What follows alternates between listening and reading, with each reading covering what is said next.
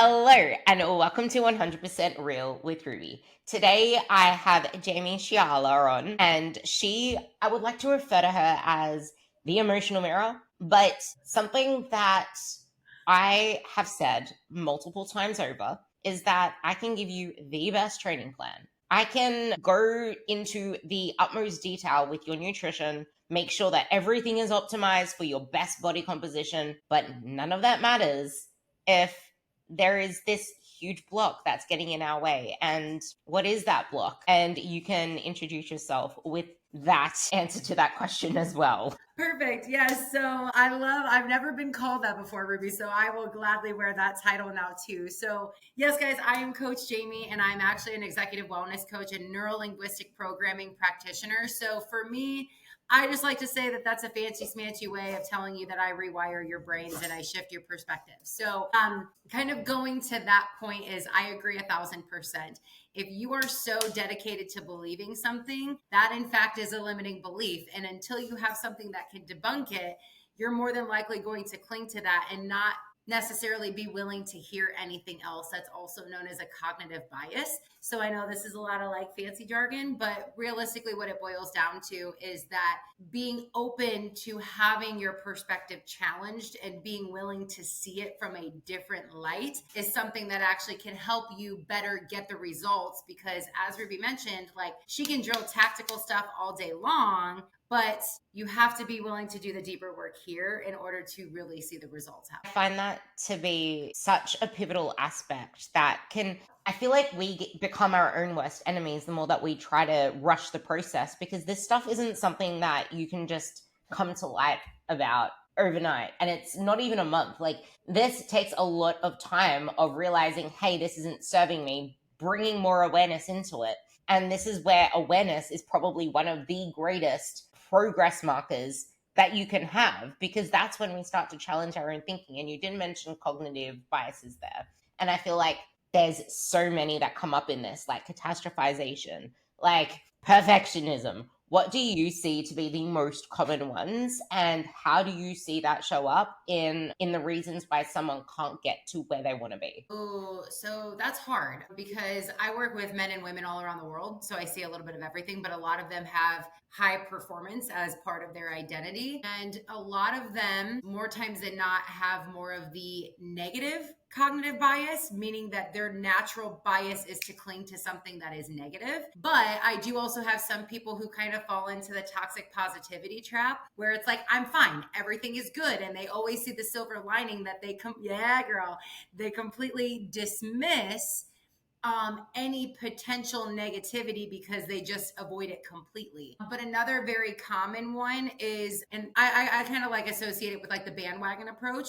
Like I'm just going to keep leaning in and follow people that affirm what it is that I already believe, think, and feel. And so it's like you have people that are validating you, so you're still accepting that as this neural pathway of yes, this is the way my brain is telling me is the correct way to go. So it's like no matter what, we all suffer from some form of cognitive bias. It's just the more that you're willing to become aware of it, that's when you can start to shift out of that and be able to. It's kind of like the whole, I'm sure you guys have heard this concept before. It's like growth minded versus fixed minded, right? You want to be able to grow and try to challenge what it is that you have known to believe as true the entire time. And what I always like to tell people is like, one, you're not broken and like I'm not here to fix you, but like none of us have life figured out. And I have a quote for everything. I even wrote a book that's literally full of quotes, but it's in Alice in Wonderland. And it says, there's no sense in going back to yesterday. I was a different person then. So it's like the things that you now know today aren't the same things that you knew then. And you can use that as a tool to get you where you want to go next. However, you also don't have to cling to that past version because that's not who you are anymore. I went on like 6 different tangents, but I see you taking notes. So take with that what you want and let's run with it. ADHD, I love tangents. I always use them, and I'm going to go through every single one of them. So you mentioned the close and, well, the fixed and growth mindset. Something that I've actually shifted that towards is I feel like it's more so a willingness to learn. And I feel like there are so many people who aren't willing to learn or willing to get uncomfortable with discomfort, with the feelings that of new, because we like the predictability. And one thing that comes to mind there is when there's a new thing and we want the outcome of the new thing, but we don't want the fear of judgment or the fear of failure. And I think that goes into a lot of the cognitive biases that you mentioned there as well. But so many people aren't willing to experience that because of the negative bias that they have. And I wholeheartedly love what you mentioned about the positive one. That's where I was like, yes, this, because it's almost like we try to force our way through it. So we're always skimming over the surface. And because of that, the same issues keep arising and we never actually feel good within our skin. And then we end up quitting programs or blaming a coach or blaming something else because we just act like everything's fine and dandy, but deep down, we're not actually happy with what's going on. I had a conversation with someone about this as well, where they avoided all things like filming their lifts, anything like that, because they didn't want to face what are my strengths. They didn't want to look at the positive aspects that they have. They just wanted to ignore the fact they weren't confident. But trying to just get through life without addressing what's underneath is going to keep you reverting back to, well, I'm never going to be happy with my body no matter what I achieve because I've never actually addressed the reason for that. That addresses that part. And then, yeah, the closed and open-minded, it's also everything is figure outable. But many women, note this one down, this one's huge. Everything is figure outable, but most of you don't have self-trust because somewhere along the line, you kept staying in that same fixed zone, repeating the same things over and over, only getting the same outcomes. Like, it doesn't make sense. You think about it, you want something new, yet you're trying to force a faulty system harder. Faulty systems don't just work. You need to fix the cogs. You need to get some new screws in there. And then something else you said, you can't go back to yesterday. I love that part because something I used to say is bring the best parts from the past and figure out how you can form them into a new future alongside all the lessons learned. Because I've always wanted failure. I've always wanted negative feedback that came from a more productive, critical point versus someone that's just there to shame on you. Because without that critique, you're never going to improve. Without that failure as feedback, you're never going to improve. So what exactly are you doing if you're not willing to go through that aspect? So take with that what you will, because I feel like this feeds into that whole social bias of availability bias, recency, and negativity bias that forms our reality that isn't our reality, just of perspective of it. You never know how good you can feel until you start feeling good. And I find that to be fundamentally true with nearly all of my clients. And I know you do as well. But the thing is, it takes a while to get there it takes even longer to get there for so many women who aren't willing to just trust what happens on the other side. They stay so clung to what they believe fundamentally to be true, which is what we spoke about before I hit record, which I would love you to go on the tangent of. But there is also, the rose tinted glasses. There's also that whole metaphor of things where maybe you need to just figure out what it can look like through other people's lenses. Like if there was another way to view this, what would that look like? What could be another version of this reality? What could you probably have looked into mental models because that's kind of what you do. But there's like this mental model I love of reverse storytelling. It's like, okay, so what is the thing that you're coming up with? Let's think of all the reasons that could lead to this feeling, to this outcome, to this thing that you want to change.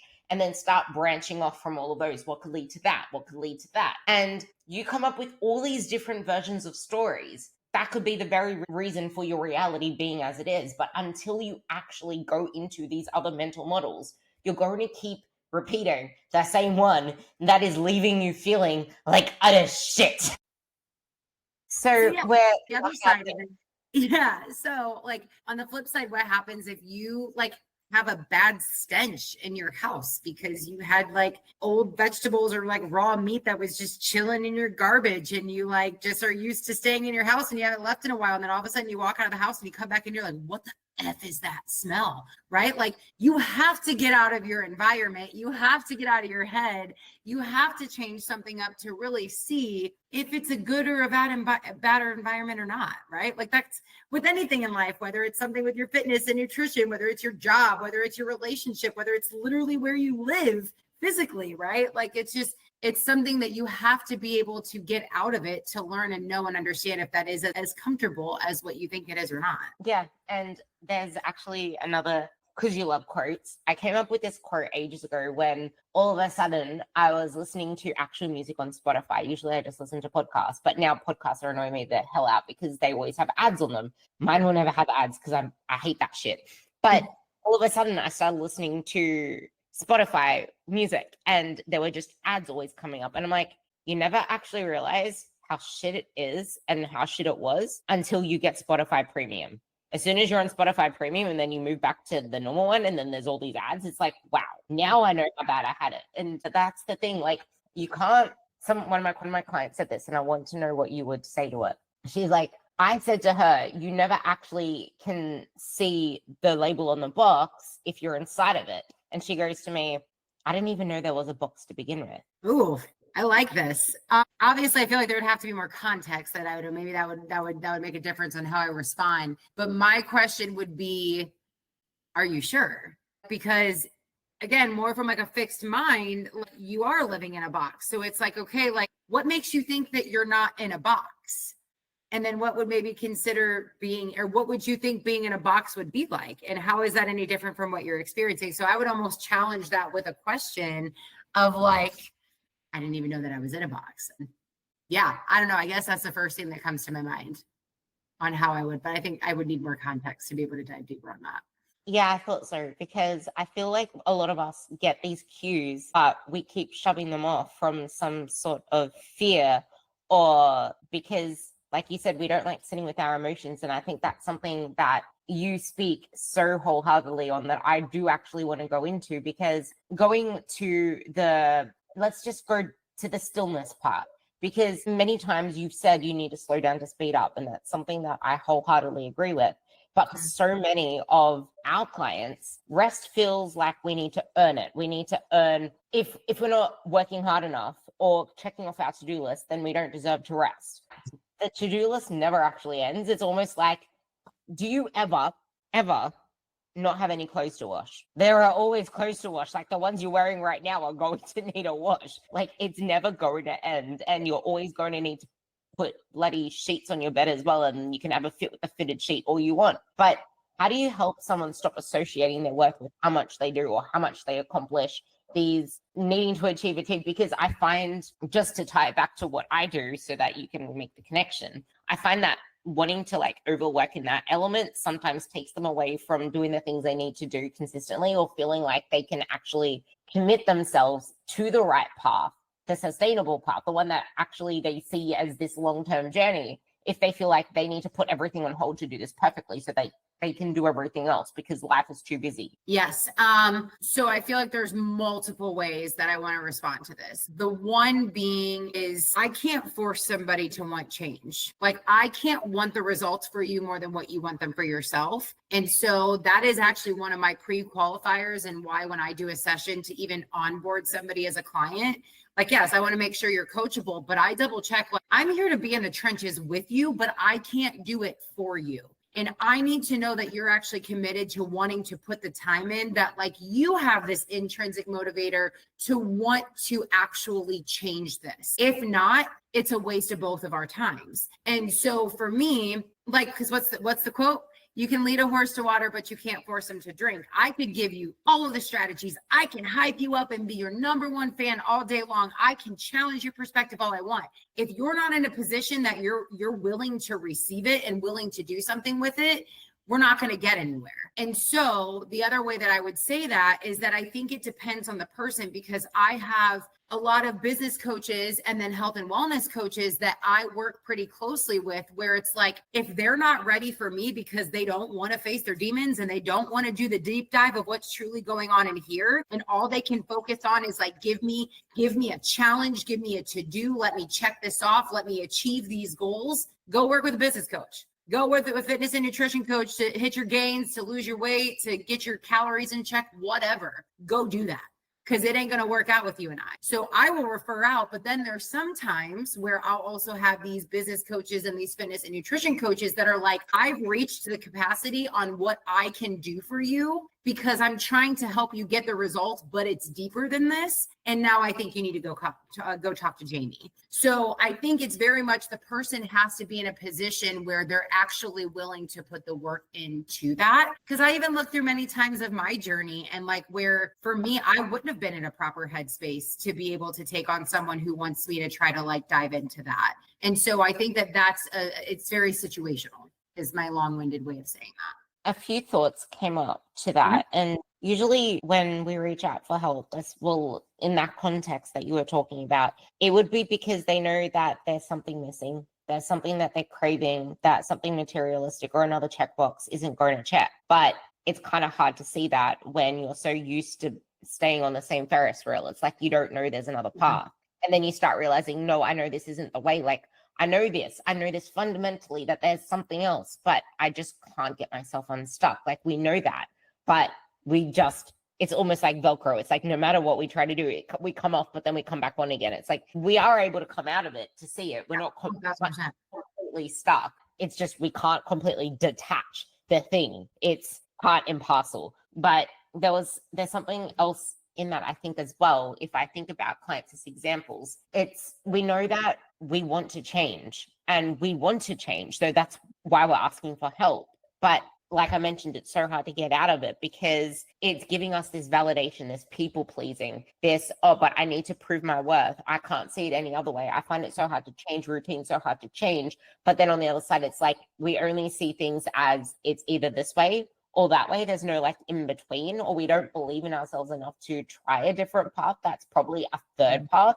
There's not just two options. For example, if we're overworking ourselves at work and it's not allowing ourselves to have time for ourselves, then that's when this is probably something that can tie into something more in lines with what I deal with emotional eating, with body image, because that's when those issues start to come up more because we don't feel in control of our inputs. How do you see the two connected, transitioning to what I wanted to talk about? But it's like, I felt like we had to do that. We had to warm it up first, right? Before we just attack the muscle. But so yes, I mean, I agree 1,000% because that's also, I think in my opinion, that if you are a good coach, that's also where you're going to be able to help navigate that person through that. And I think how that happens is also by really, really trusting the person who's going to battle with you is super, super important because a lot of times the reason why this happens, and this is a tough love moment. A lot of what I also coach on from a high level perspective is boundaries and communication.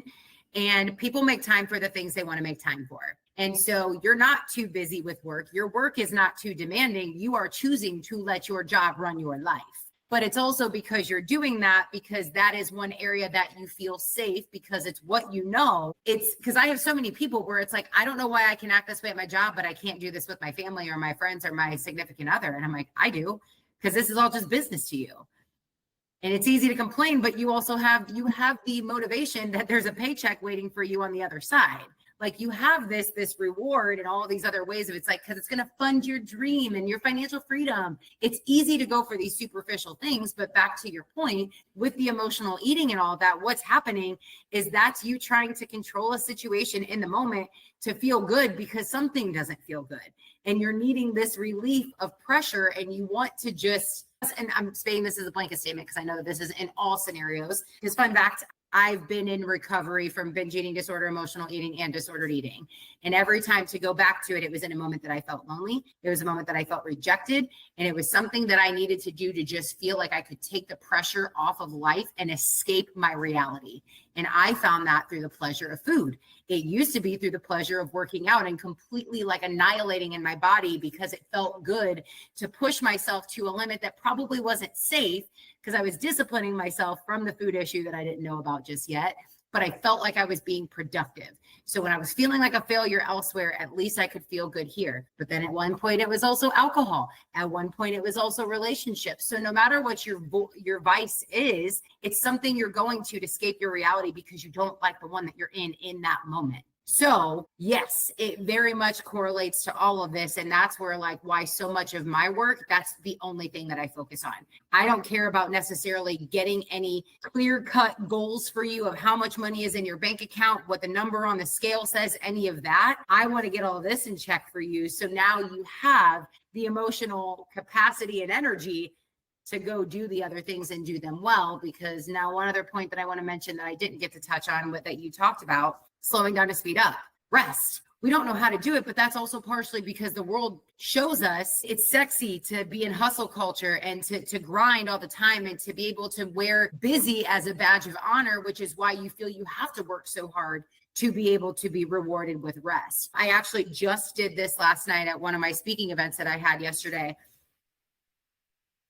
People so freaking uncomfortable because we don't even know how to sit in silence anymore. Because it's like, wait a minute, did my screen lag? Did she forget what she was going to say? Hey, maybe I can check a text message real quick because she's not talking. Hey, wait, what? No. Oh, what were you saying? Nobody's talking real quick, right? Like, we are thinking of where our head can be anywhere else, but in this moment of silence. To me, that is where productive rest takes place, is when you can, I'll drive this home with a quote again, because that's half of my life is quotes. If you're living in the past, you're depressed. If you're living in the future, you're anxious. And if you're living in the present, you're at peace. And so when you can learn to sit in silence and be comfortable in that, that's where peace can happen. And when you feel peace, that is the end result that every single one of my clients ends up saying that they want.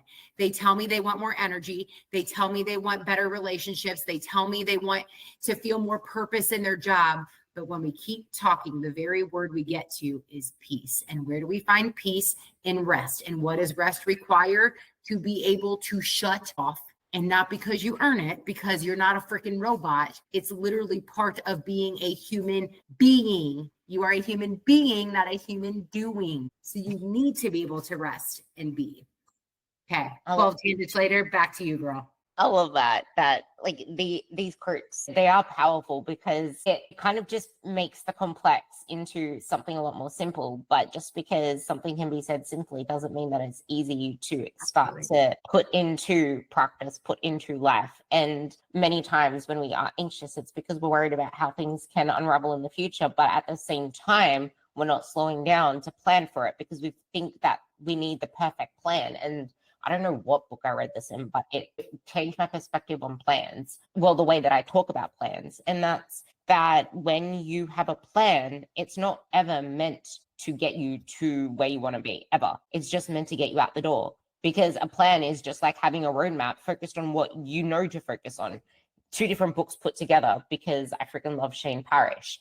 But something he said is that when you're trying to draw a map, you're only going to put things on the map or only select things on the map that are of interest to you. So if you're someone that has kids, then you're going to look for schools, you're going to look for things that are really good for them. And so you're going to place those on the map. But if you were to give that to someone who doesn't have kids, who doesn't give a shit about what the youth can do, then that map is entirely useless to them. But also at the same time, you can take the map that's perfectly curated for what you know is there. As soon as you get out into the real world, you didn't know there were traffic lights, roundabouts. You didn't know there was terrain. You didn't know there was a detour that they just started doing roadworks. Like all these things in the unknown, now you're going to have to change things up on that plan. It's just getting you out the door with a clear direction on where you want to go. But if you expect it to be the perfect thing, no wonder you struggle to stay consistent. No wonder you struggle to put plans together, to have goals, because you think that those goals are the be all end all, because you think that plan is the be all end all. I freaking love talking to you. It just sparks everything. But in what you were saying with the rest, I know that you've also mentioned somewhere that your most successful clients end up also feeling the loneliest because that's more of an internal state, because we keep trying to achieve, yet we're never actually doing anything to fulfill ourselves, which is kind of where we go to the coping mechanisms of food. But I know you've also said, which I want you to talk on more because I've already brought up awareness, the coping mechanisms like emotional eating, all this kind of stuff isn't the problem. The lack of awareness is. And it's kind of like The Mountain Is You, the book, The Mountain Is You. It's like, yeah, okay, we can say all these things are coming up. Your body image, how much you hate your legs in your shorts, how much you feel like this, that, and the other, which I hope you know that the way that body image has nothing to do with the body because you don't see yourself as you are. That's something you can bring into this as well. But we need to get to the root cause. And unless you're willing to have that discomfort, because awareness is discomfort, just like silence, how do you help someone to work through that? And what do you have to say about that whole thing? Yeah, I think, shocker, because I can't ever just give one answer, because this is going to tie into what you said too about like, having this clear cut plan and this destination that you're aiming for. Again, this is the very thing that I focus on people with, and I call it the I'll be happy when syndrome, right? How many times that which I'll share a story here in a moment, but like even you hear like these bodybuilders, right? Like they literally have leaned out so very much, and then all of a sudden it's still not enough, and they're finding another area that isn't perfect, and then now they have to keep working even harder, and it's like they never actually celebrated the success that they had because the high didn't feel as good as what they thought it was going to. And so now they're chasing their next fix. So you're never, until you die, you're never reaching the end of your destination. And so I think that that's what's super important is stop chasing after the when and let yourself experience like the good in the journey as it's happening, right? Like think of when you fly for the first time and you're in awe of like looking down at the earth, like underneath you. But if you've never flown before and you just decide to go on the plane and keep your eyes shut and you just all of a sudden pop up at your destination, you missed out on a really cool experience of just being above the world in that high level way, right? You miss out on so much if all you're doing is chasing the end game. I did a discovery call with a 77-year-old man. This is actually pinned on my Instagram feed. He came to me, super successful, married with kids, like they're all debt free. He owned multiple homes. He had taken top 4% in the company of the auto industry since he was 19, over 600 employees, all this stuff. And I was like, okay, sir. And he'd been retired for like 7 years. I'm like, sir, what are we doing here? Like, why are we on the phone right now? Mike, because you technically are living the dream that this is what everybody's like aiming to get out of life. Yeah. And so he was like, well, my wife thinks I'm a lot. I think I'm a lot. And I'm like, okay. And he's like, and I just don't feel like I have much purpose. And I was like, is this because like the novelty of like retirement wore off? And he's like, the easy answer would be yes. But if I was being super honest with you, no. He's like, I've always felt this way. I just happened to be really good at making money. And it was better than ending up in jail or choosing drugs and alcohol. And so he went his whole life on paper looking like he had it all. And now he's 77 years old. Like, what did I do with my life? He missed all of it. So it's like that's what I do is I come in and I train people to like experience the goodness as it's happening while still wanting to achieve and strive for more. And then so that secondary part in how I make that happen is that's the very thing is that you have to start being able to become aware of your thoughts. So I do that in a very small way, just like you would a runner training to go from a couch to a 5K, right? It's the same thing. You're training a muscle, and I slow people down and I teach them how to bring awareness to their thoughts. Like the book, The Power of Now. I remember the first time it was in like one of the beginning chapters, and he goes, do you control your thoughts or do your thoughts control you? And I'm like, dude, how did you write a whole freaking book? This is lame. Of course my thoughts run me. Like I can't control that. They just come into my brain. This was very early on in my life.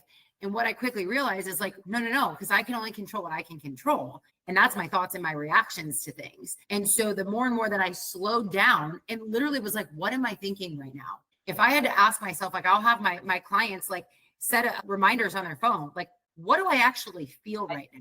What did I literally just do in the last 10 minutes? Because I have clients who will meet with me and a whole week goes by and I was like, all right, how was this last week? They're like, I don't even know what I did last week. I'm like, that's a problem. Like that's 7 whole freaking days, man. What do you mean you don't know what you did? Slow down. Like if that's what it is, like I want you to carry a freaking notebook in your back pocket all day and I want you to document what you're thinking all throughout the day. So now, again, training yourself to actually acknowledge your thoughts. So now once you acknowledge your thoughts, now you can start bringing awareness around your thoughts. And now that you bring awareness around your thoughts, now you can start to shift them and no longer let those thoughts have power over you. That's why you're an emotional mirror. That's the thought is like the rosebud. It's the seed. And then we let that thought become a rosebud and then it starts to infiltrate different things and we need to become aware of it so that we can actually start weeding out what needs weeding and flowering what needs flowering. But I think that's a huge thing as well, which I will give a question to you soon on it. But we feel like if we address these particular things, that means we're not going to achieve anything anymore. We're not going to be successful. It's like a conflicting idea, which limiting belief, as you said, which I do want to go deeper into the limiting beliefs, because I feel like that's one of the biggest things that holds people back. And I feel like those those beliefs are the very thing that factor into the way that we see our bodies, because that becomes our fundamental truth. And then we try to fix something that isn't going to get fixed by focusing on the problem, because I was one of those people that got so thick skin lean, you couldn't actually do a single skin fold on me. Yet I was still wanting better, wanting more. And that's what we end up chasing. And then that turned into a thing for powerlifting. And I just wanted more and more there, which I do now, but it's from a healthier pursuit. Like, I have a lot more balance within it. But back then it was just that more. No, once I get the junior records, no, now I want a 200 kilo deadlift / 440 pound deadlift, or whatever that ends up to. And because you mentioned this as a disruptor, like the retirement as that man, my disruptor was COVID came in and was like, shit. That's when all of my that's when I became the most like self-reflective, self-aware. That's where so much of my internal growth came, like that COVID period, because all of a sudden I was sat to face myself, to face my and question everything and question why, it changed everything. But I feel like in that one, the disruptor is a huge thing. And that factors into another cognitive bias, the inertia bias, which I want to kind of bring into this as well. The inertia bias, the disruptor, and then that whole still achieve thing. And then you mentioned how long this takes. This is why you need to get rid of the urgency, because this is a process to work through. But you've worked with people who've achieved all of these things. They're like successful in these other areas of their life. A lot of this then turns to fixating on how we look. And we find it hard to separate our appearance and how we feel in our body from our identity. We feel like we're giving up or letting ourselves go. How do you see all of that factor in? Yeah. One, I think the other thing too is, like, speaking on limiting beliefs with that, is that the fact of the limiting belief is just that it's limited. It doesn't mean that it has to be from some traumatic experience. It's just that you've practiced that belief for so long, or that's the only belief you've ever been exposed to, which why a disruptor comes along. And now you are forced to have that belief challenged. And then that's when you get to overcome it. So there's that part to it that I think, like, it's breaking a habit of your thought patterns, right? An analogy that I always like to give here, that I had from a reference from a pastor who wrote this book called Winning the War Within Your Mind. But he talks about, like, an analogy of like your neural pathway. And when you keep repeating it over and over again, it's like you're like on like snowy land and it's flat. And like you take a snowmobile and you just keep driving. And then that's your path, because that's the path of least resistance. And so you keep driving in that path. Well, now that path keeps getting deeper and deeper and deeper and deeper, and the snow is getting piled up higher and higher and higher on the outside. So now the resistance for you to get that snowmobile out of the path is going to be way harder than if initially you would have allowed yourself multiple paths from the beginning. So rewiring your brain is going to take time, because you've embedded this pathway for so long, which from the NLP perspective, many of this came from a very young age. The other thing that I want to point out, and I don't know if this was a thing in Australia, but it was huge in America, with the whole, it was this phrase, it takes 21 days to make a habit. That was a freaking marketing ploy. It is actually false. Studies have shown that it takes, I believe it's like up to 81 days to make a habit. And the reason being is because realistically, these habits, a great book that I recommend to everybody is The Compound Effect by Darren Hardy. And it talks about how little things don't seem like a big deal until it's compounded down the road 6 months to a year later. And so COVID, for example, right? So many people where it was like, oh, I can't leave the house, so I can't go to work. I'm going to stay up later and I'm just going to drink some wine tonight because today was stressful and the world's a mess. Now I'm going to bed later, but hey, I don't have to get up as early because I don't have to drive to the office. So now I'm going to hit snooze. So now it was like, I only drank one day during the week and then was on the weekends. Now all of a sudden it's like, well, shoot, I have nothing else to do today. I'm just going to drink all day. Or, hey, that glass of wine now turns into a bottle of wine because I don't have to go to work tomorrow. And now somebody is drinking every single day of the week. That didn't happen in 21 days. It happened over a long amount of time because it was this pattern that slowly snuck in. So like you said, this image and this story that you tell yourself when you look in the mirror isn't usually like because there was this one day you told yourself that. It was because multiple times you had heard that, or there was a memory or an experience you had that reminded you of another moment where you believed that statement to be so true from when you were younger or you were a teen or whatever. And now it associated that thought with an emotion. And now there's a fact that you've embedded into your brain to believe as true which it's not. And so a lot of what I like to do is come in and call bullshit on these belief systems. I'm like, we're going to go full blown mythbusters on what this belief system is that you just established, because of the fact, and this, your mindset is going to work the same as literally your body, right? Like if you didn't gain 50 pounds overnight, you can't lose it overnight. If these storylines and these belief systems have been in the back of your mind that you weren't even aware of, good or bad, it's just limited. Remember, if that has been a story that has been playing in the back of your head since you were 9 and you're 45, that's not going to go away in a freaking week. It's something that has to be practiced, right? That snowmobile that has to try to get out of this deeply rooted snow track that it created. Most of the things that I've thought about and my most sticky quotes and visualizations and metaphors and shit have all come from the running idea during the COVID period. But one that I came up with then, which I love because it's what you said, because our brain sends electrical signals. I used to refer to this as like electrical cables. Your brain has created these huge electrical cables, and that's the path that it's used to. That's what it's been doing your whole life. And however long you've lived, they've become thicker, and you can't get rid of these things. You can try to form new pathways, but it's always going to send down this electrical signal. You're going to have to keep actively directing it. You need to keep the awareness there. It's kind of like when you're trying to learn a squat or a deadlift. It's like you need to put so much focus and intention into bracing, hinging, how to get your hips right, all of these different components. And then soon you just need that setup. And then it just starts like you need to get everything right at the setup, and then everything else locks in, but you still need to focus on that setup. And that's the same with the cables. It's like you need to focus so intently on it, and then you still need to focus on it, but not as much. And you need to keep repeating it. And I feel like if we keep shaming ourselves for it flicking back to the old switch, you're just shooting yourself with the third arrow, the fourth arrow, and so on. And each time you do that, what happens when you shoot yourself? You just become more wounded and you end up feeling more hopeless. Then what's the point? Because you're bleeding from 100 holes all over your body. And then, because you mentioned that book, have you ever read Rewire by Nicole Vignola? The Cliff Notes, but not, I haven't actually read it. Optimal. Like, I love that more than Atomic Habits by James Clear. It is so good. Yeah. That part in particular, because that book kind of put a lot of pieces together with how neuroscience actually works, because it takes so long to form these new things, and there's so many different elements that impact us along the way. Like there can be a huge breakup with a boyfriend or whatever else that comes into it that then impacts how we then view ourselves, and it brings a whole, like, we could be well on the way, and then this brings in things that we didn't even think to be issues. And then you mentioned this part, you can't break particular patterns straight away.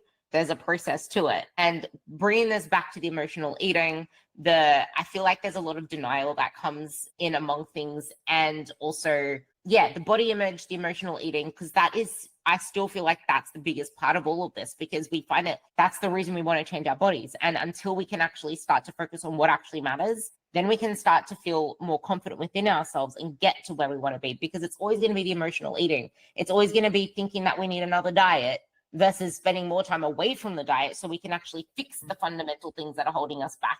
Because you can't change those things in a period of restriction. When trying to shrink to your smallest self is the only goal, how are we going to fix all these other things? Because they're only going to be more of an issue. That actually gave you great fodder. This is so good. This is so good. I love this. Yeah, no, I agree. Because even on that note, like, I remember there was a couple of coaches that I'd interviewed back when I was first going into my recovery for like the binge eating and the emotional eating and stuff like that. And they're like, are you willing? They asked me as a pre-qualifier, are you willing to gain weight in this journey of being able to heal emotionally through this? And at the time I was like, absolutely freaking not.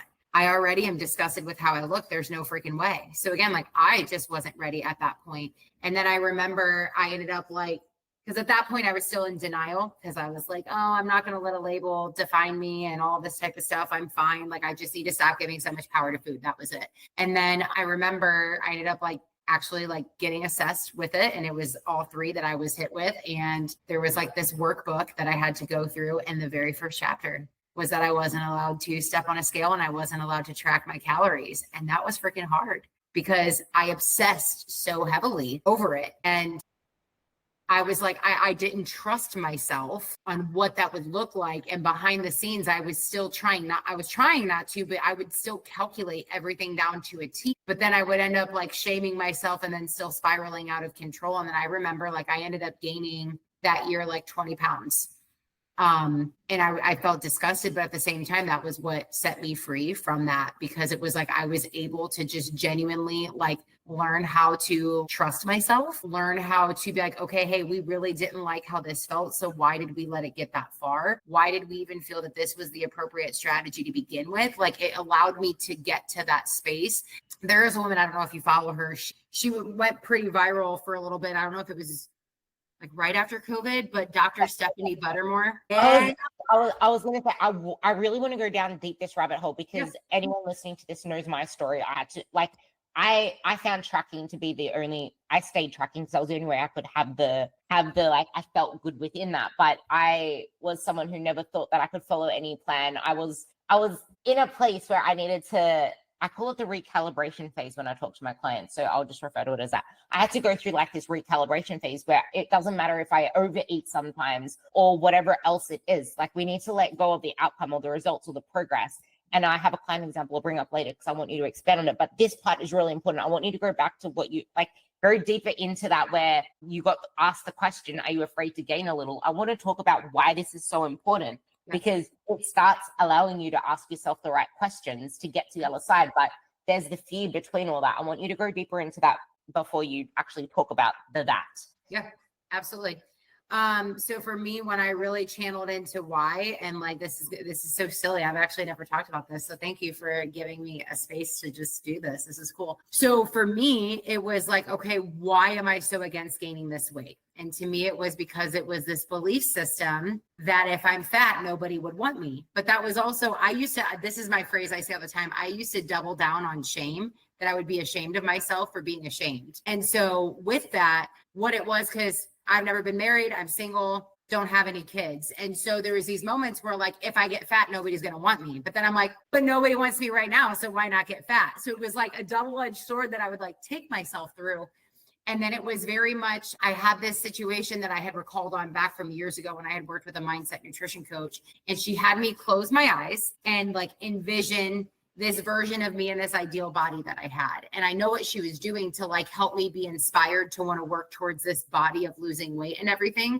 But the opposite ended up actually happening, because she's like, what is it that you can do in this body that you can't do now? And I was like, dude, my weight does not change my personality. Like, I am a spitfire of just like sunshine, and I love people. And like, I'm actually the strongest and the most fit I've ever been in my life. So like, I know that I still at least trusted myself enough because of how restricted I was on calories that I would never let myself actually reach the extreme. Like, I went there to the best case, worst case, realistic case scenario that like, I'm not going to end up on my 600-pound life. Like, yes, I may get like fluffier than what I want, but I'm like, I'm definitely never going to let it get there. So it's like, Jayme, chill the F out. Like, it's fine. And then it was actually crazy. I saw pictures after this year had went by, and I had a yellow dress. They were both for Easter pictures, and I had a yellow dress on in both of them. And realistically, I didn't look that different. Yeah, that part there, but I'm laughing because I wrote this down before you even said it.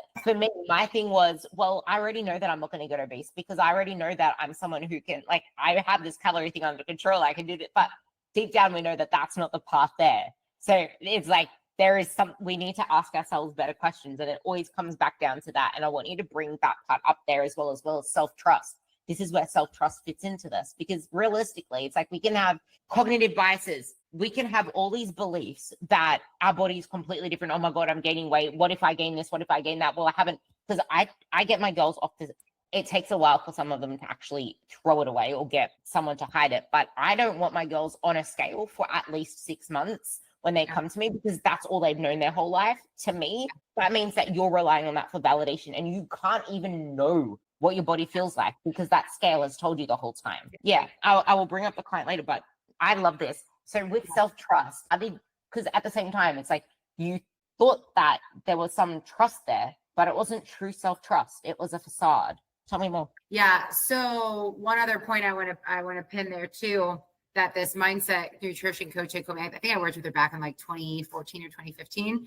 But she goes, Jayme, why are you so attached to the number on the scale? She goes, because do you realize all that number represents is your gravitational pull on the earth? And I was like, wait, what? But yeah, that just means how much of a pull your body has from gravity on the earth. That's all that number represents. And I was like, wait, what? And so it like the number kind of lost its power there too, that I'm like, realistically, it doesn't mean that much. Can I just add something onto that number part? For me, I actually still don't know. I keep trying to reflect on it to figure it out, but I can't work it out.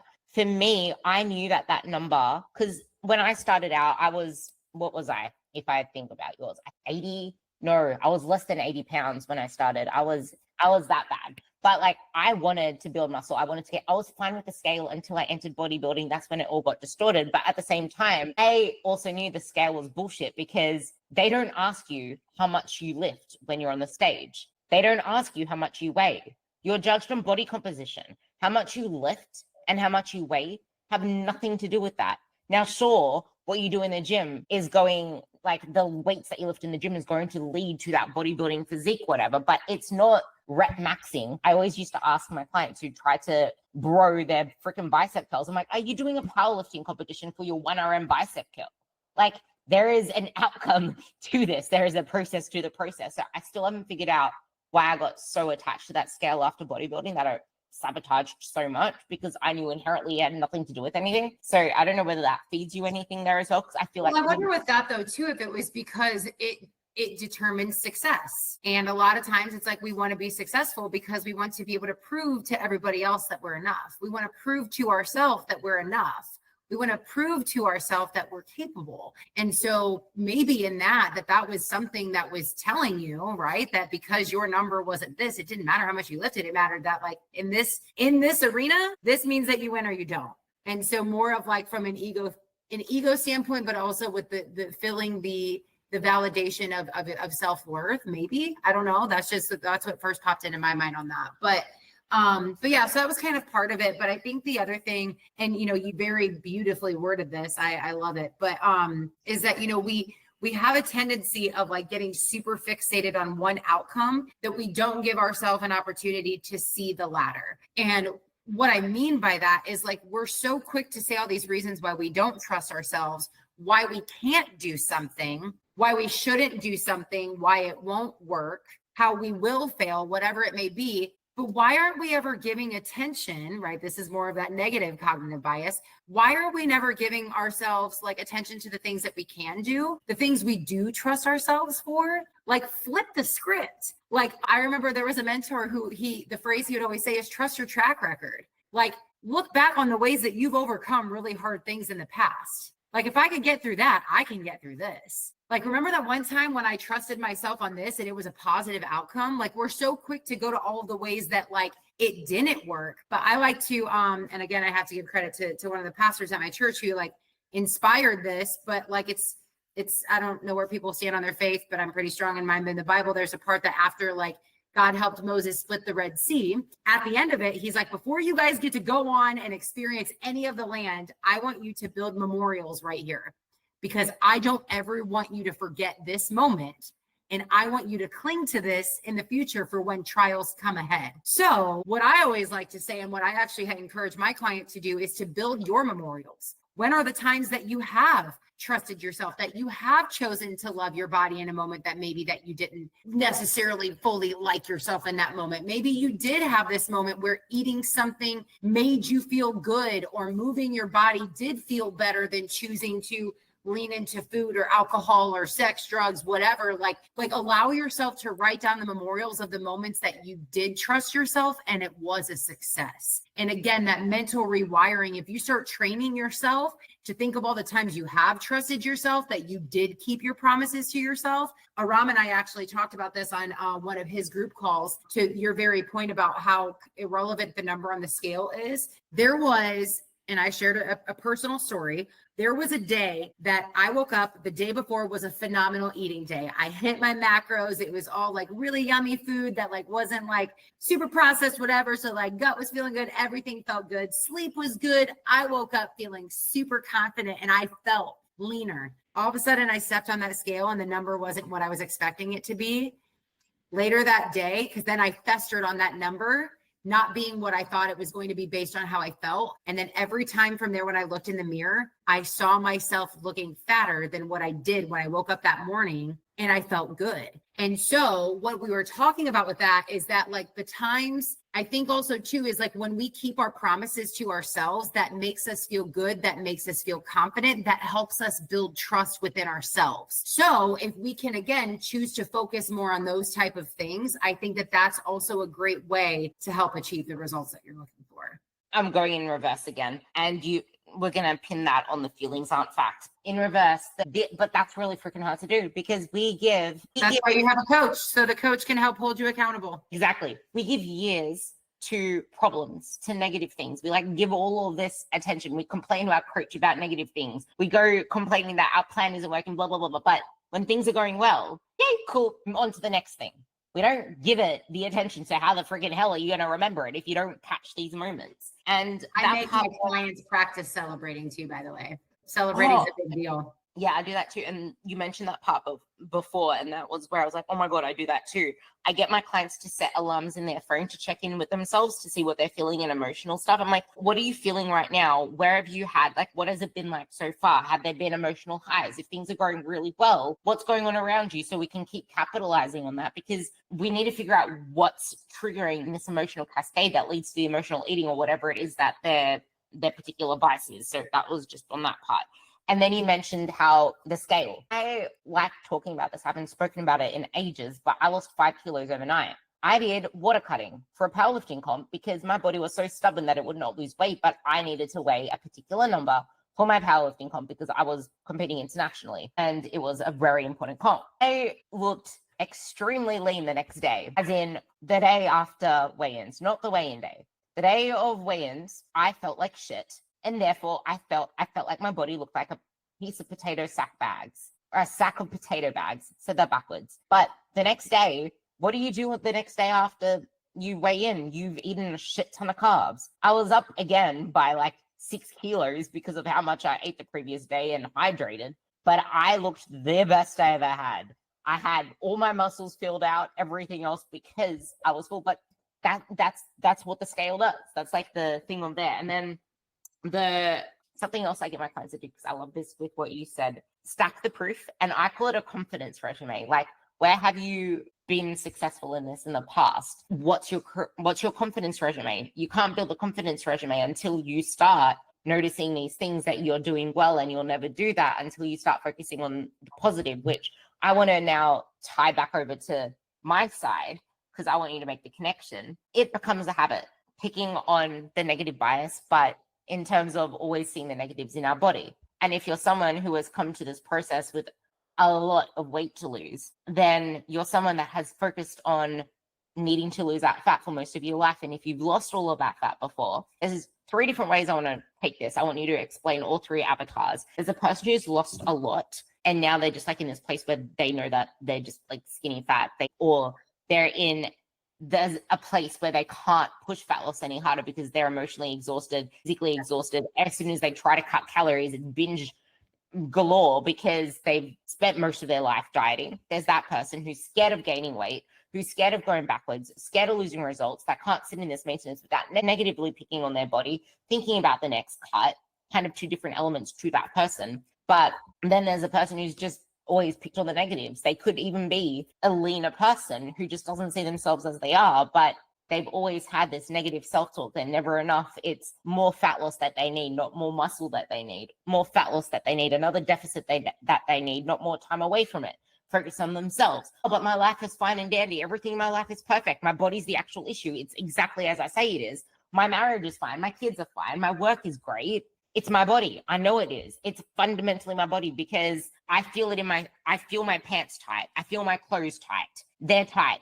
That's what they fundamentally believe to be true. There's like those 2, but they're so fundamentally fixated. Like this, like, I'm not saying this in a way that's shaming for you, you're listening. Like, I know how, like, your feelings, you're feeling them. You're feeling all of these things, the tangible aspect of your clothes, the fact that as soon as you eat more, you feel like you blow up, or that you have no control of your calories, or if you go a little bit over, you're going to get fatter. If you let go of the third one kind of thing, if you let go of the, I need to get leaner, I know I need to diet. If I stop thinking about dieting and let myself go all in, I let myself go, I gain fat, I'm going to blow up, what, blah, blah. Take it. Yeah. Honestly, I'm almost going to look what I've been doing this whole time. I think they all go down the same path. Because my question is then at that point, like, why? Because, well, actually, I would challenge something first. Be like, you say everything else is fine. That doesn't mean it's fine. You may think it is. You may be telling yourself it's fine. But I'm a big believer, how we do one thing is how we do everything. And so you instead are choosing to blame your body as the cause for all of the problems, when realistically that's not the case. Like, I even just had a client recently I was working with, and she came to me because of her eating issues. She was referred to me for that. And in the beginning, we also were kind of talking about stuff with her relationship. And I was like, I want to kind of talk about that. 6 weeks into our sessions together, she's like, Jayme, if you would have told me on day one that we would have talked about my marriage, I would have said F you and I never would have worked with you.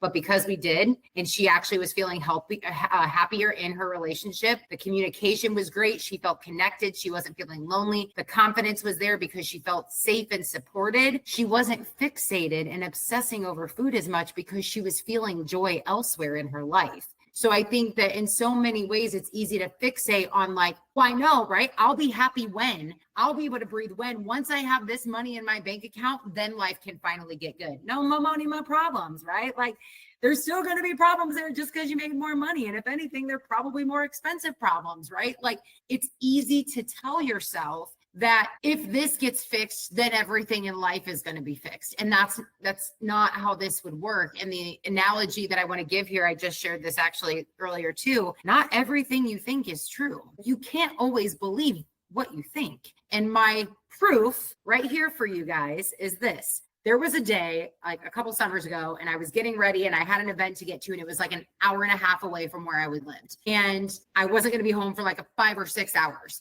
And I'm like an hour into my drive, and I was like, shit, I forgot to shut my curling iron off. Oh my gosh. And I went into this full-blown panic attack, and I visualized it. I believed it. I remembered the last movement that I did. I didn't shut the light off. I put my shoes on, walked out the door, never turning off my curling iron. And then my brain spiraled. Oh my gosh, I'm going to literally start this entire condominium on fire, and my dogs are going to die. The people in there are going to, do I even have enough insurance for that? But my poor babies, I can't turn around and go back. What do I do? So I called up the property manager, and I was like, hey, you got a spare key? I totally forgot to turn off my curling iron, and I'm not going to be home for like 6 more hours. Can you go into my place and shut it off? 30 minutes go by. All of a sudden I get a text, and it's a picture. And she's like, sweetie, thank you for, like communicating that, because I wouldn't have want the building to burn down either. But she's like, not only was your curling iron not plugged in, it was literally sitting on the opposite side of the sink, not even near the outlet any longer. But I believed it to be absolute truth that I didn't unplug the curling iron and the house is going to burn down. So you can't always believe what you think. So when you're telling yourself everything in my life is fine, but my body, and I know that once I lose this weight, once I gain this weight, people are going to love me. People are going to respect me. I'm going to have this. I'm going to have that. The confidence is going to be through the roof. Now I'm going to start balling out and making money, and I can go do this, and I can be posting on the gram with all these followers and people validating how good I look. No, it's not. I'm pretty sure those are the fundamental beliefs somewhere in there that you had that stopped you actually hiring the right coaches to get you out of your binge eating disorder, because, or whatever different complex things that you had going on there, because you mentioned there were a few, but that was the exact thing as well, because you believed what was on the other side is everything you ever feared. Do you actually know what that was? Like, what, pertaining to that specific situation, or like for me with my issue? With your particular issue, yeah, because, and then what you see others to be. Oh, well, mine always very much boiled down to the fear of people not loving me or wanting me. And so it was easy to put this visual is that if I was fat, that was the reason why people wouldn't want me. And if I just had the perfect body, then I would be desirable. But it was because I so desperately was seeking love from people around me. And like, because a little bit about my story, right? So like I run my own coaching business full time all by myself. I've been single my entire life. So I've lived alone. I haven't owned a couch or a TV in over 7 years, just because to me, I don't see the point. I don't want one. I'm staring in front of a screen all day, every day. I don't need that. Right. But that got very lonely. And so now when I'm responsible for how my bills are going to be paid, I don't have anybody else to rely on. I have to sell myself and try to be able to have it look like I have it all together all the time to be able to bring in income while still have the passion of wanting to help other people. And then now I don't have anybody to tell my problems to unless I'm paying them, because everybody else has their people that kind of come first. And so this was a trap that I put myself into. See, nobody wants you.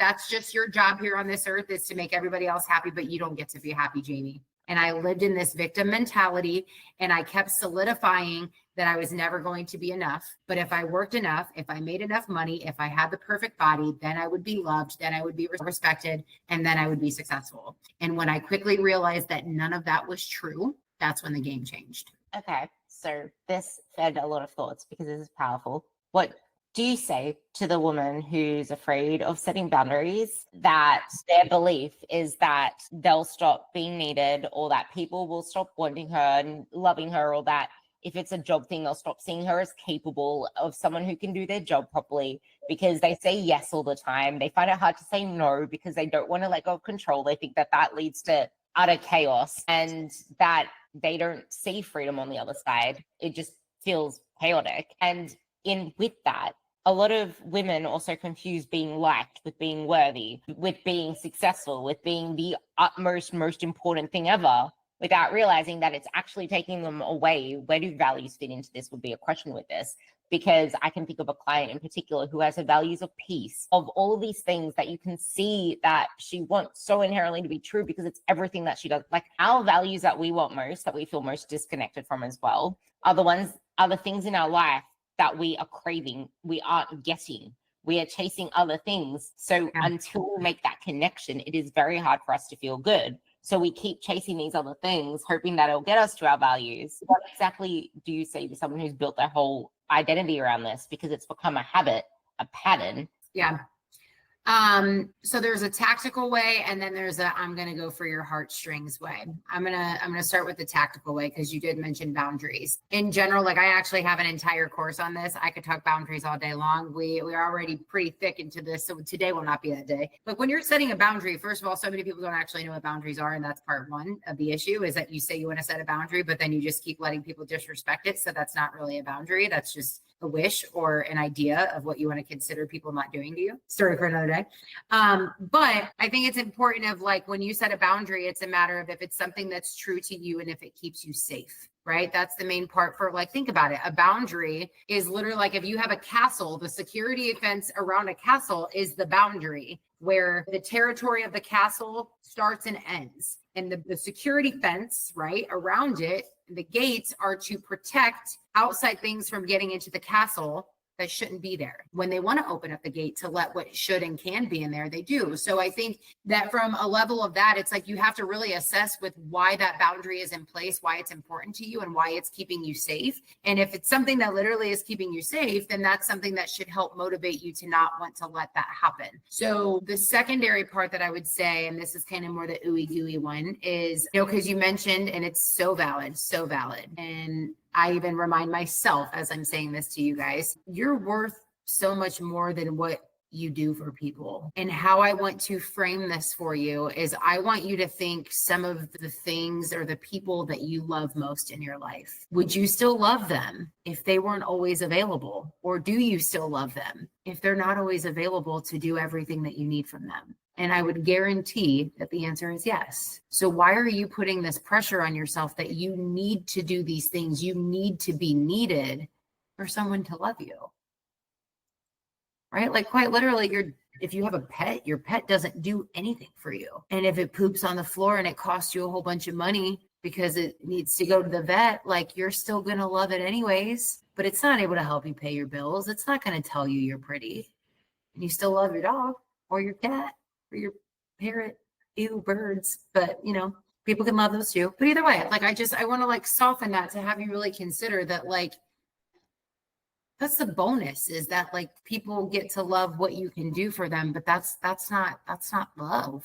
Love doesn't come from what you can do from somebody. That's conditional. That's a conditional form of love. That's transactional, and I would very much challenge to say that that's not love. It's you being you, but you lose your you in the process of ignoring all of this stuff because you've been so busy chasing. One of the things that I said way back like 3 years ago, because I just reposted the podcast, but in my pursuit of always chasing competitions, because I think that for me, I had a fear around, because I always got told I was not diagnosed with my ADHD until recently, but I always was stopped from doing things I truly wanted to try and do because it wasn't worth the money. It wasn't worth the botherance of it because I always quit what I start. So my identity was I always quit. I always fall off. I'm going to get it back. What if I become lazy? Because that's what I always got told. So I always had to put myself into competitions and hold myself accountable to social media. And the fact that there's this date, there's no way I'm letting go of a date because I also have a stubborn personality, to be able to keep my body, keep pursuing, keep myself in the fitness game so I don't lose it. So I referred to it as I became an empty shell of just chasing things. And it wasn't until literally lockdowns that all of this that I've now developed with my introspection, with my ability to talk the way that I did, with all the processes that I did in that process, that have allowed me to feel kind of at peace with the most imperfect way of things being the way they are when there's other things going chaotic. It's like I'm okay with my body at the moment, even though I'm not going all into my training and all into my nutrition being perfect, quote unquote, the way that it usually is, because it's not there at the moment. And I'm okay with that. Like, I acknowledge it. I want it to be better, yes, but I also know that right now there's these other things that I'm navigating, and then I can go back to navigating things the way they usually do, and that's okay. And then you mentioned this ties into it, and then you mentioned conditional, and I feel like a lot of that's with our body as well. It's like, unless it looks a certain way, unless it fits this perfect criterion, then we can't be okay with it. But then as soon as we like lean ourselves down into like this perfect little image, now we're okay with our bodies. But our bodies change over time, and as soon as it strays from that, are you just okay because you're dieting and dieting feels familiar and it's comfortable and you feel like you're quote unquote making progress because you're so intently focused on low calories, et cetera, et cetera. But as soon as we try to pull you away from that, now, how do you feel about your body? It's a completely different story. And I think it's even a matter of like checking the facts, right? Like, yes, you get to see the highlight reels on a regular basis of these people who look like they're thriving and they're so happy, but you yourself even said it, that you felt so off in your body because you were so fatigued and you were just you had nothing in you, right? Like so many of these people, like they say that they're like, I mean, like some people are like, yeah, I'm really glad that I pushed myself to that limit. But there's a majority of people that I've talked to, specifically in the bodybuilding world, that's what they say. They're like, I was freaking miserable the whole time. I didn't enjoy life. I wasn't present because I was literally so fixated on counting my calories that I missed out on the conversations that were happening in front of me. Like, so again, like I would challenge to say, like these people who are saying that the only issue in their life is their body, bullshit. If all you're thinking about all day, every day is food, how you look, and everything is me, you think the people around you aren't able to tell that you're disconnected and you're not fully even embracing the moments and the memories as they're happening because you're elsewhere. So like tough love moment, but I'm doing it because I care and I love you, even if I don't know you personally. You deserve more than that. You're missing out on what the real like benefit to life is, and it's doing it with people and loving and experiencing in peace and joy. And you get that from those things. And if all of your day is just spent on focusing on food, you're not focusing on what's getting to happen right in front of you. You're missing out on life thinking that this accolade of achieving this body is going to be the thing that does it. After we look back on those things, we might actually think, oh, wait, I was actually happy. Because if I look back at it, I'm like, no, I was. Like, I don't remember struggling all that much. There are some moments I remember it. But then when I look back at later on, when I was in a better place before I ended up in a worse place again, because kept chasing leaner and leaner, it's like, actually, had the best body composition there. But somehow chasing leaner and leaner just made everything worse. And I look like I just lost muscle because I never spent time away from dieting and training my ass off in the most unproductive way because it was just junk volume, not what actually builds muscle. Yeah, memories aren't real. Bring that kind of into it to tie it to a bow. And I do have one last question to ask that summarizes it, but I'll leave it with that. Okay. Yeah, no, this is good. And I love that like, we're able to say the same thing, but from different perspectives. This has been so cool. Thank you for letting me have your time. I feel like we got to like all of the really good stuff too right at the end. So like this could be like the cliffhanger of why people have to hang around with us this long. Honestly, that's exactly why I'm leaving this last question right now, because we know memories aren't real. How can someone start rebuilding trust with their body when they've used food for control, reward, punishment, or all three, or whatever else they use, whatever vices it is? It could be just the way that you try to fix negative body image with more and more stuff. And with that, bringing in your own experience, what's one belief that you had to unlearn in your own journey that helped you finally let go of all of this shit? So I want to start by kind of slightly challenging that because I see and understand what you're saying about memories not being real, but to an extent, I do think that they're still real in the fact that it's something that we have the capability of formulating in our head of what that memory looked like. And so my what was that? The feelings experienced there that we reflect on how we felt. That's what I meant. Yeah. Oh, okay, yeah. And so I think that in general, it's like, I think it's worth, I don't know if you ever played it, but I was big on playing Sonic the Hedgehog growing up, the video game. My sister and I would play, and I never got to be Sonic. She always was. She was older than me. So she would always make me be Tails. And she just wanted to go through all the levels super, super fast. But I was like, and plus she didn't trust me to like do anything anyway. So I just had to always tag along. But I always wanted to try to catch all of the rings because every time you got 100 rings, you would always get another life. And so I always wanted to go back to the past. This is where I'm going with this, to go get more rings because of what that was going to do to benefit us in the long run when we had to catch up with the guy we had to beat at the end of the level, right?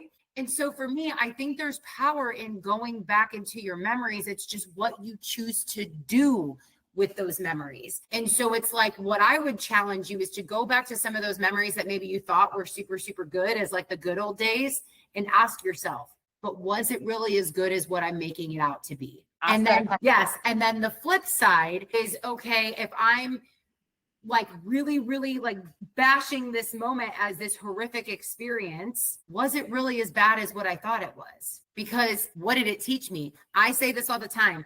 I don't have regrets in my life because it made me who I am today. It's why I am able to show up the way that I do. And the two biggest people I'm most grateful for in my life are my father and my abusive ex. And the reason being is because although it's a situation I don't ever want to go back and relive, don't get it twisted, but I am so grateful to know what a relationship isn't, how not to be loved by somebody, that I am strong enough to not ever let myself get into a situation like that again, because now I know better because I experienced that. So I would encourage you to, when you look back at those memories, is like, okay, this may have been true, but what else was true in this moment? What else can I take from this moment? How can I use that now in this moment? That would be that part. And and your second question was about, what was it? The limiting belief that I had to overcome? Yeah, that allowed you to finally let go of all of this shit. There's been tons because we're always evolving. Oh, there's like 3 that are coming to mind. Which one do I want to go with? Top 2. That leaves a third. I am going to narrow it to one. We're gonna build it home. One final one. I'm going to reiterate the asking better questions part while you think, because the asking better questions, until you get better at asking better questions, you're going to keep trying to solve for the wrong solution. Bringing all of these solutions. The solution to that is to practice asking questions. So don't just be like, well, because I had somebody ask me that at a conference once. They're like, well, how do I get good at asking those kind of questions? You practice. Just be curious and ask yourself questions. Even if it was a dumb one, nobody knows because it's all in your own head anyway. Just keep practicing asking questions. Yeah, that's where I was going to say the positive. You just gave me one more thing while you're thinking. This is where the toxic positivity really lets you down, because it stops you actually being okay with how you're feeling. But when you actually acknowledge that you're human, not a freaking dog or a robot, you're allowed to experience these things. You can start to get curious about why you're reacting in certain ways. But yeah, beliefs. Yeah. Okay. This one is actually one that I'm continuing to work on, and it is a night and day difference from where it used to be. But it very much still, I think all of our core belief systems always still end up going back down to that, like, of either like fear of failure or like not being good enough. I think that that's in every scenario. It always ends up in some way looking like that. And mine has very much always been more of that conditional form of love, that if I do this, then somebody will do this for me. And so I even used to be really bad at asking for help or receiving things from people because I felt like I didn't deserve it because I didn't earn it, right? Even going maybe back to like that rest thing for people. And my friend had told me a quote one time from a book she read that said, we're only capable of receiving the love we think we deserve. And so my belief system was that I haven't done enough to be loved in the way that I desire. But really, it was that it was there. I just was blocking it and I wasn't willing to accept it. And so when I started to open my hands and be willing to receive, even if I wanted to say no to somebody offering help, if I wanted to say no to letting somebody like love me, I said yes. And then all of a sudden I was like, oh my gosh, if that's how this really feels. This feels so good right now. So I think that that was probably one of the most prominent limiting beliefs to overcome, was that I believed I had to do a certain amount in order to receive this love that I so desperately craved. And that just wasn't true. Can I ask a question to that one then? Do you think is part of that high functioning? I think that's highly like a high functioning belief because you're still highly functional. But a lot of it comes down to, well, if I don't do this, then I'm going to be lonely. And then mentioning that you're the solopreneur, it's like there's so much loneliness already. I have to keep this up because what's the alternative? Well, I'm going to be lonely. I already have proof that I'm lonely. Yeah. So what's the question? That I wanted to know whether that's what it comes down to. Like, if you don't uphold this belief, then the alternative is being lonely, and that comes with a lot more. Yeah, shaming myself, saying that what does it really matter and nobody cares. It, like all of that. I think that that's typically the spiral that I could easily go to. But I think that the when I fact check that on if that statement or if that way of living is true, the answer is no. And that's because none of us are meant to do life alone. And we're actually not alone. Like sometimes like we're going to have to do things alone and we're going to feel lonely, but like we're not meant to do life alone. And you're not a failure for asking for help. And more times than not, you denying the opportunity of asking for help, like you're blocking somebody else's blessings. Like you want to wear this pride, like in this ego to you that you're the one that needs to be able to do all of this for everybody else. If you don't do it, it's not going to get done. People need you, but realistically, you're blocking out the opportunity for people to bless you and to love you because you're carrying around that badge of honor that people need you. So you're hurting yourself and you're hurting others. Again, if you truly fact check this. I love all of this. I love this. Guys, seriously, take this with you. The end of this conversation, you heard Jayme herself asking herself questions. The power of questions is everything. There are so many books that can make you better question askers as well. But if there's any book that you want to look into to start thinking differently, pick up Shane Parrish's books, The Mental Models. Start thinking differently about your own thinking. Metacognition is huge. And also, if you're scared to ask for help, if you're scared to get a coach, if you're scared to have someone on your side, you're not meant to figure out every single freaking thing on your own. Like that is fucking impossible. But also think of the last time someone asked you for help in something that you're passionate about, something that you're really good at. That probably made you feel really good. So the other person, if you're asking in a way where you're actually open to learn, where you're actually willing to do the work and to absorb it like a sponge and to be grateful for their support and their help, they will be over the moon to ramble on about what they're most passionate about. That's the reason these podcasts are made without ads. Like we're passionate about doing this shit. We do it to help you guys. And that's the exact same thing. So take that with you. Reach out to Jayme. I'm going to have her podcasts below as well. And I highly recommend, I went for a little scroll. I highly recommend you like binge listening to some of hers as well, just to get some of her into your ears. And do yourself a favor. Something I find I tell my clients a lot, and I want to know whether you agree with this. Instead of trying to read books or gather information on what you think you need to gather information on, which I recently told a client to, start actually looking for books, looking for more information on ways to challenge how you think about those things, because you'll find that maybe the box that you're trying to solve problems inside of is completely missing what actually needs looking at, which means you need to get yourself out of the box first. And you could look up more nutrition books, more training books, more all of these kind of podcasts to learn how to optimize those things. But what if that's not even the issue to start with? Because if it was, you would have all your shit sorted by now. I would slightly disagree with this. Okay, bring your perspective. I like it. I would still say yes, in the fact that like there's so much power in learning. So I'm not saying don't do that. I just also would say that because I believe we live in a world where we don't have an information problem, we have an implementation problem. You can learn everything that it is you need to learn, but sometimes that can also become your coping mechanism from you actually getting a chance to heal, because you're just throwing yourself into, I need to learn this before I can fix this problem. I need this to fix this problem, when really all of the answers you have are already right in here. That's why I have my podcast, Make Time for Your Mind, is that I want to challenge your perspective, and I leave every episode with a call to action, and I challenge you to get away from the freaking world and just think about it for yourself, by yourself, no other outside influence. The book that I just recently wrote is called Beyond the Words, 123 Quotes to Inspire Action and Growth. So what I do is I give you a quote, but on the next page of every single quote is I share my perspective on the quote, and I challenge you to go do something with it while it's fresh in mind and you're feeling inspired by it. So rather than just learning more information, it's do something with the information.